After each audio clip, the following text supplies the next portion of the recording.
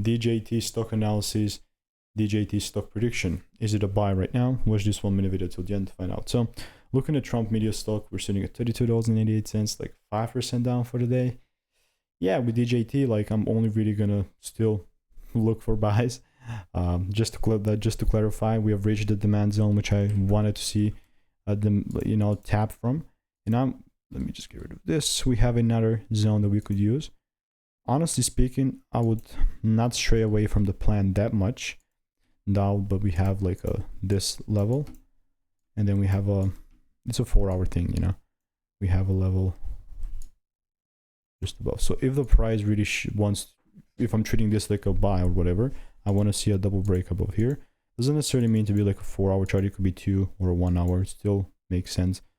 Only if I see the double break, only then I'll be taking this thing higher. Because if I randomly buy, there's a chance the price just continues to go down, and like I did that for what?